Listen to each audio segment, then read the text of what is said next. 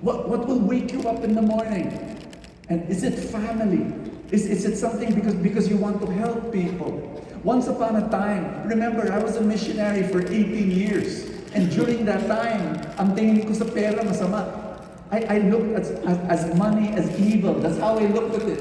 Until I realized, teka muna, that's the only way to help people. Most of the time. Most of the time, nangangailangan ng pera ang mga tao, ang manghihirap. And how can we run orphanages and how can we do this and do that? And so, I do not believe that money is evil. And so in my heart of hearts, the reason why I work, the reason why I have businesses, the reason why I do what I do is because I want to love. And you know what? I really believe, everybody say I'm listening. I'm listening. Are you sure you're listening? Yes. I hope that you remember this one statement. I believe that the ultimate purpose of money is to love others. And if you think of it in that way, if you see money in that way, it's not evil, it becomes very good. Money becomes evil if you put it in the hands of evil people. And I am hallucinating right now that every person here in this room is a good person. And so I'm praying that God will give you money and that you will work hard and God will open up opportunities for you and give you abundance so that you will start helping more people. Amen.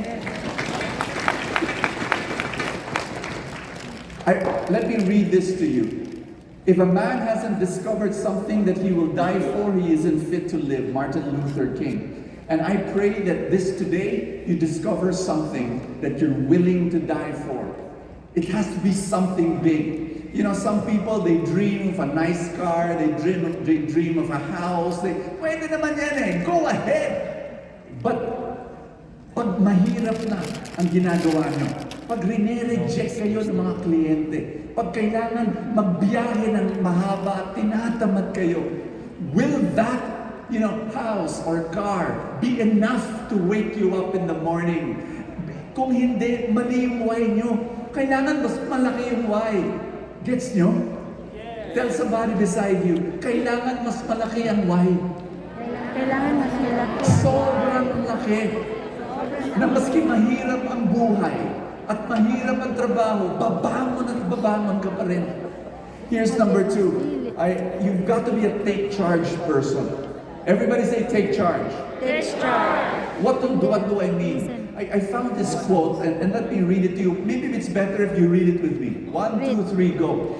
The best years of your life are the ones in which you decide your problems are your own. You don't blame them on your mother, the ecology, or the president. You realize that you control your own destiny. God has placed your destiny in your hands.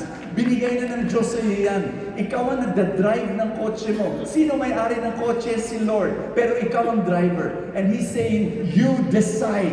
You turn left, you turn right, your decision. But you've got to make that decision and you've got to own it. Everybody say, own it. Own it. Everybody say, I'm owning it. I'm owning it. Question, sino sa inyo, nung pandemic, you entered into worry? Taas ng kamay. Normal, di ba? Overwhelming. Will I be able to make it? Magkakasakit ba ako? Magkakasakit pa nanay ko, anak ko, misis ko? Anong mangyayari sa buhay ko? Worry. One of the things I realized, and I had COVID and had severe COVID last year, and I learned so many things, but this is the one thing I'd like to share with you and what I learned. Na ang buhay, divided into 2. May boundary yung buhay sa gitna. Tapos may nakalagay na karatula. Alam mo nakalagay sa sa sign, no trespassing. Bakit? Ito yung mga bagay-bagay na kontrolado mo. Ito naman, yung mga bagay-bagay sa mundo at sa buhay na hindi mo kontrolado. Gets? Kalahati, hati yan. Ano yung mga hindi mo kontrolado? Yung economy ng mundo. Yung COVID mismo. Yes or no? Yes. Yung mga bagay-bagay na hindi mo kontrolado. Ano pa? Sino pa? Ano pa? Yung mister mo. Akala mo, nandito, nakokontrol mo. Hindi. Yung anak mo, akala mo dito sa kanan. Kaliwa, hindi. Hindi mo kontrolado ang buhay ng mga tao. You've got to understand that. You can only influence, you can only inspire, you can only serve, you can only care for other people, but you cannot control them. Yes or no?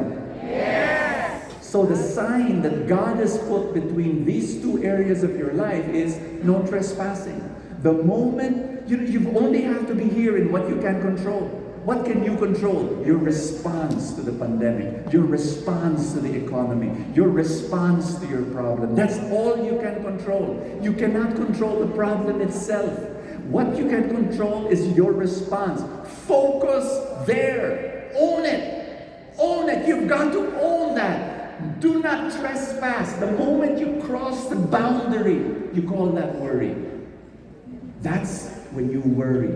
Leave that to God. Surrender everything in your life that you cannot control. Your husband, your wife, your children, the health of these people. Just surrender and say, Lord, di ko naman hawak yan eh. Sa'yo na yan, Lord, ha?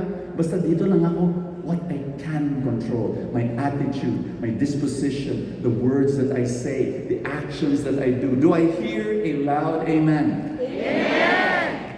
You've got to understand, you've got to own it. Let me move on.